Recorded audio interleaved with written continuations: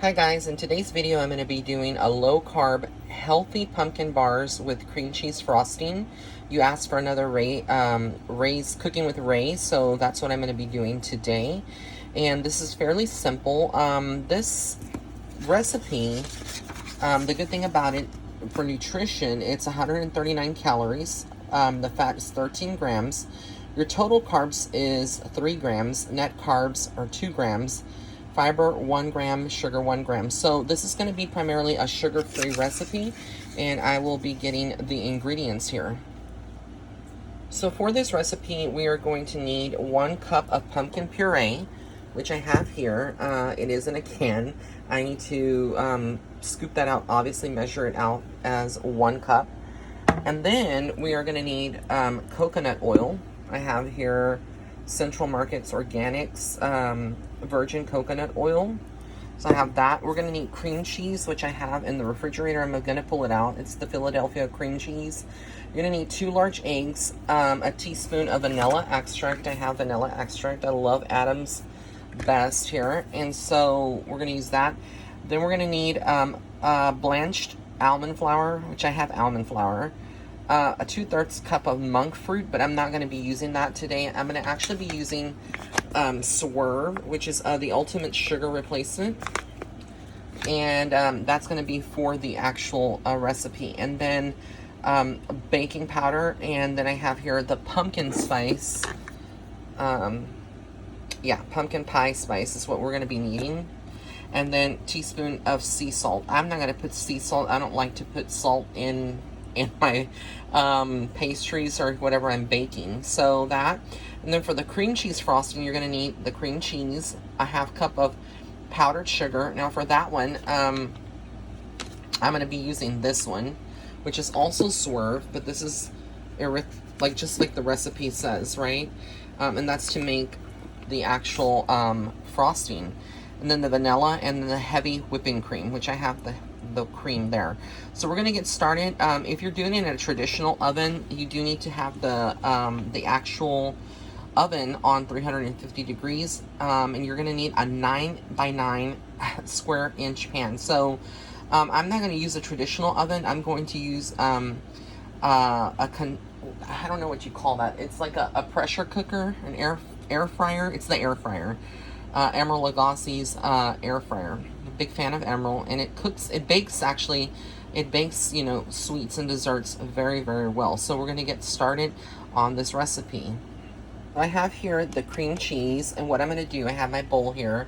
What I'm going to do is I'm going to go ahead and take a 1/4 cup of coconut oil and 2 ounces of the cream cheese, and that is what I'm going to actually melt in the microwave until it is melted. And then in another bowl, I'm going to combine the pumpkin puree, the melted coconut oil and cream cheese mixtures, eggs, the vanilla, and then I'm going to beat that with a hand mixer. Okay, so here we go. I don't know about you guys, but as far as like depending on what kind of cream cheese you get, this one I like because right here, I don't know if you can see it, it has measurements already, like how many ounces. So for the recipe, it's going to require 2 ounces, so I'm going to cut up to right here. So it's going to be like that much of the actual cheese that I'll be using, cream cheese. And then again, we're going to be measuring out the coconut oil, which is going to be a 1/4 cup.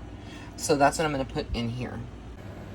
And I figure I have it like this so it's easier for you guys to see rather than me holding the camera, so you can see the whole process of this. So I already cut the cream cheese. I'm going to set this aside, obviously, back in here. And excuse the mess in my sink. I am going to be washing dishes. Okay, so I have that now. Now I'm going to go ahead and get the coconut oil, and I'm going to measure out a 1/4. It says a 1/4 of a cup. So, yeah, a 1/4 of a cup. So I'm going to just kind of measure that out how I would. I'm just going to wing it. This is what coconut oil looks like when it's like frozen. Not frozen, but obviously like. So it's not much, but that's about a 1/4. Let me just give it a little bit more. I'm old school, so I like to kind of just wing things instead of actually dirty and a lot of things that are not necessary. So I'm going to stick this in the microwave. I'm going to pop it in the microwave and I'm going to melt it just for a few minutes. We'll be back in just a moment. All right, so this is what we have here. It is the mixture. It is melted as much as possible. It is hot. So what I'm going to do is I'm going to get another bowl now. And on the other bowl, excuse the napkins here. I'm just making a mess. Let me pull out this other bowl. This is the same bowl. My trusty bowl.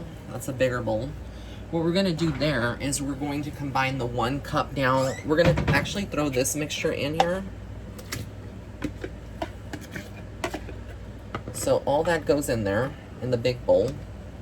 And what we're going to do now is we're going to get our measuring cup. So I have my measuring cup. And I'm going to scoop in 1 cup of this puree here. So I'm going to get to that and I'll be right back. Alright guys, so here I have 1 cup. I'm going to just go ahead and get my spoon back that I used. And I'm going to throw that into the bowl here, the bowl mixture.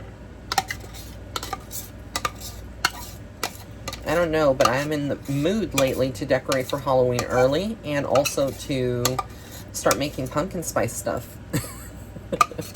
Pumpkin things. So we're going to try this out. I've never made this recipe at all. So we're going to see how it works. So now what I'm going to have to do here, it says here, let's see here, melted that, and then I need to throw in the 2 eggs and the vanilla. And then beat with a hand mixer at medium speed until smooth. So I'll be back with those ingredients. All right, so now I'm going to go ahead and crack the 2 eggs. That was pretty easy. All right, so 2 eggs, and I'll just get a napkin here, clean my hand. I should be washing them, which I will, don't judge me. Okay, so we got the eggs, and now we're going to get the vanilla, and it's going to be a teaspoon of vanilla. Oops, I'm just running out. Looks like I'm going to have just enough for this recipe, and then I'm running out. So,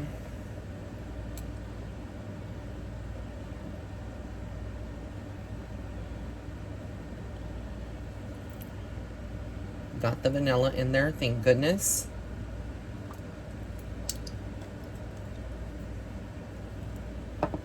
I'll have to get some more vanilla soon. I think I have another one in the pantry.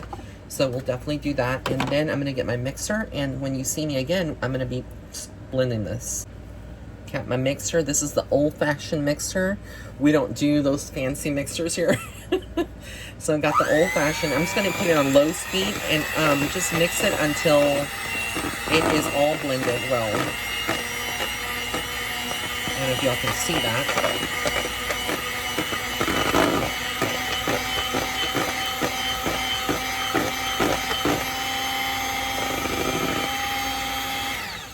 Okay, so the mixture looks like this. Can you see it? It looks pretty good.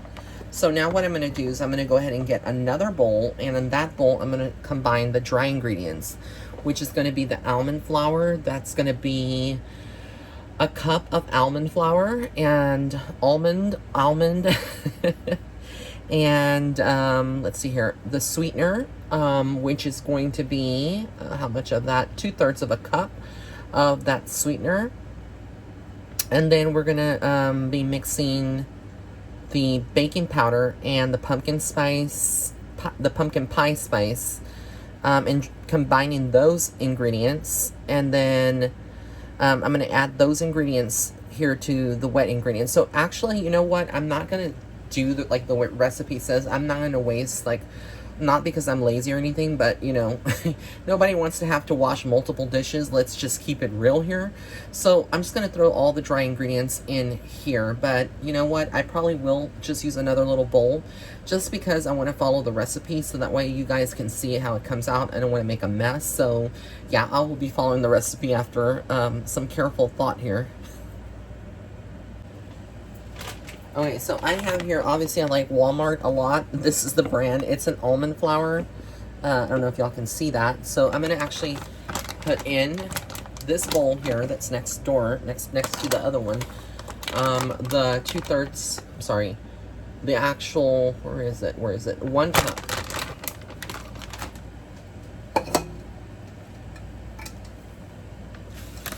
So I'm measuring out. Oops.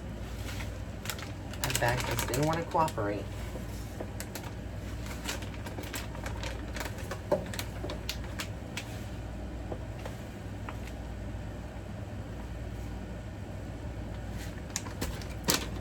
All right, so here's 1 cup of the almond flour. And now what I'm going to do is I'm going to go ahead and mix the sweetener, which is going to be the actual swerve granulated. Again, I'm going to open this up.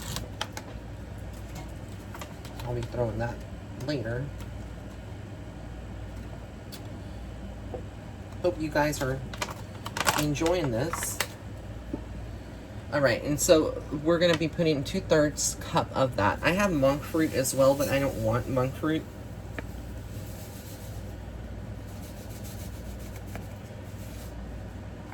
All right, so this is 2/3 of a cup. Again, that's the dry ingredient. Okay, now we're gonna put in the baking powder, which I have right here. And for the baking powder, it's only going to require here 2 teaspoons. So I get my baking powder, 1 and 2.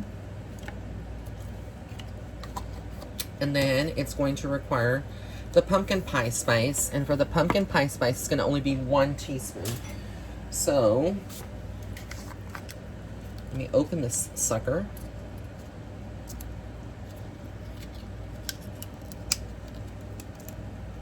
Smells good. Smells delicious. All right, so that's about 1 teaspoon. All right, and so now what we're going to do is mix it all up. I'm gonna go ahead, it says to stir, so I'm gonna stir it. Where's my spoon? The small baby gold spoon. So I'm just gonna stir it. I want to add cinnamon, but I'm not gonna mess with the flavors. And I would love to add some nutmeg, and I think I am gonna add some nutmeg, just a sprinkle. I have nutmeg here. I don't know. For me, pumpkin spice is just not the same without nutmeg. And you can tailor these recipes how you'd like to. It doesn't always have to be to the T. You know, you can modify your recipes and add your own touch, but for me, if I didn't add nutmeg, it just would not seem like pumpkin spice or like a fall, you know, pumpkin bar. So now what I'm going to do is I'm going to go ahead and add the dry flour mixture to the wet ingredients and beat with a hand mixer at low speed until combined. Okay, so that's what you're going to be seeing here. And I'm going to add it slowly. You don't want to add it all at once, because if you do, it can make a mess. So slowly add it in, probably in 3 parts.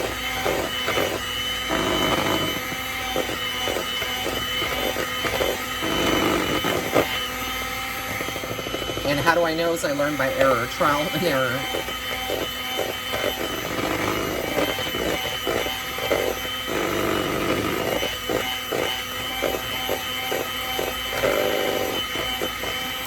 So what I have to do is, like, I like to turn off the mixer and then get whatever's on the sides of your bowl, and then go back one more time just to make sure that those dry areas are all combined.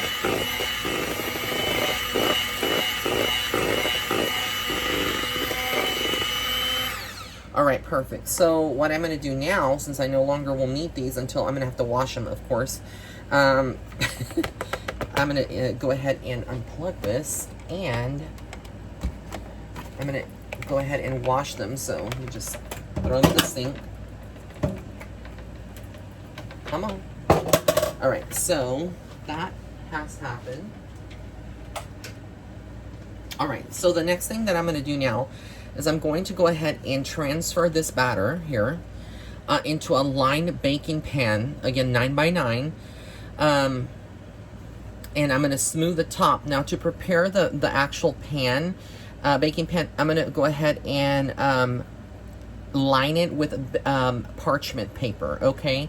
So when you see the transfer in a moment, you're going to see how I put parchment paper into the actual baking pan. Okay, and then we're gonna pop that in the oven. Again, if you're using a traditional oven, it's gonna be 350 degrees, which that's 350 degrees Fahrenheit. But if you are in Europe, Australia, another part of the world with a different metric system, it's gonna be 177 degrees Celsius. And then you're gonna line the 9x9 pan, which is 23 by 23 centimeters, baking pan with parchment paper. And then you're gonna pop that into the oven. Bake it for 20 to 30 minutes, and then you'll know when it comes out fully baked, because you have to insert a toothpick. And if the toothpick comes out clean, then it's completely cooked, and then you're just going to go ahead and cool maybe for about 20 to 30 minutes before you actually want to put the cream cheese icing on the actual pumpkin bars, right? Because again, if you do it right away, it's going to be a mess. It's going to melt the cream cheese further, and it's just not going to look aesthetically pleasing. So when we come back, you're going to be seeing the actual transfer into the baking pan. All right, so one of the tricks that I learned here is, this is the parchment paper. In order for the parchment paper to actually stick, I got a little, like half an ounce, not even an ounce, like a little tiny bit of shortening. Put it on the actual center of the baking thing, the baking pan, so I could actually hold this parchment paper in place. Otherwise, it's not going to hold in place when you try to transfer the mixture. So now I'm just going to put all of this delicious yumminess here into the actual, crossing fingers that this actually comes out delicious. You won't know until you actually try it, right? It's always a gamble. And so what I'm going to do before I actually pop that into the, in my case, the air fryer oven, is I'm going to make sure I smooth it down. So I'm going to just hold the parchment paper.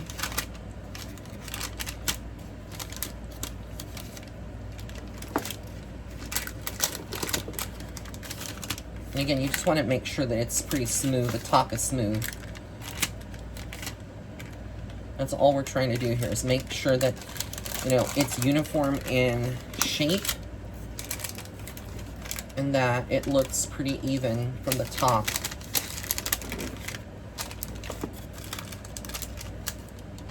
If y'all haven't been following me on Instagram and seeing all the Whole30 recipes, keto recipes that I'm doing, yes, I'm on a health kick. I have been for the last year and a half, but I've actually amped up my game on it. You need to check it out. Like, what are you waiting for? Again, follow me at Psychic Medium Ray. So again, this is what it looks like. Yay.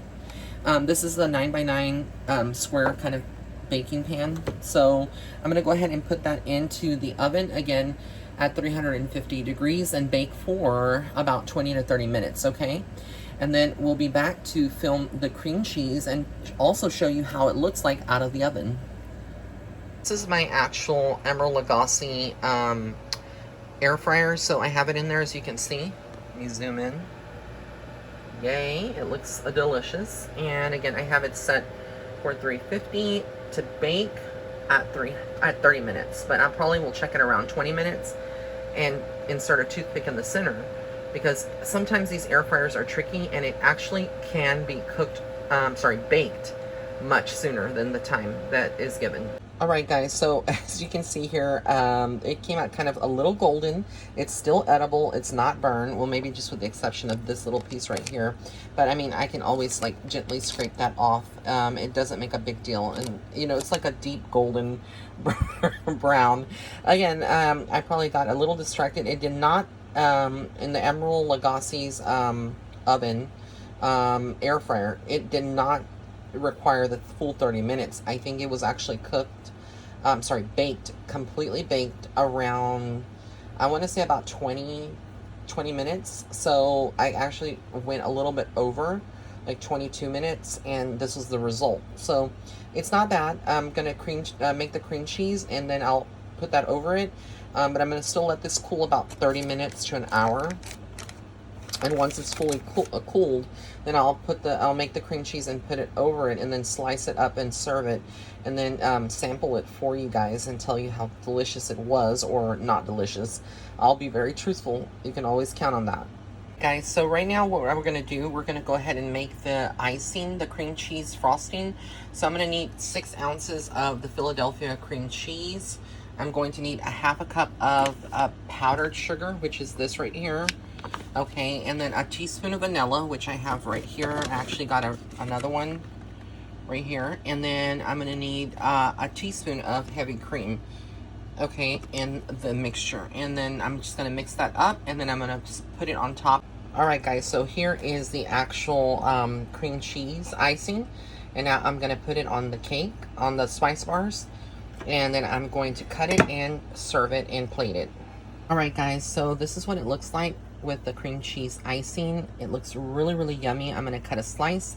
And then I'm just going to because it's cheat day today, so I'm going to just put a little bit of caramel on it, and I'm going to taste it and let you guys know how good it or not good it is. Alright guys, so this is what it looks like. Let me zoom in. Look at all that yumminess. Let me show you the side of it. So I'm going to get into it and tell you if it's good. Let me just fix the camera here. Just going to take a little bite. If I can grab it.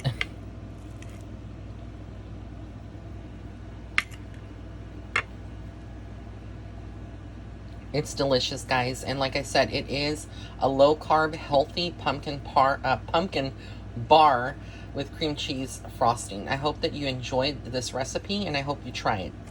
Bye.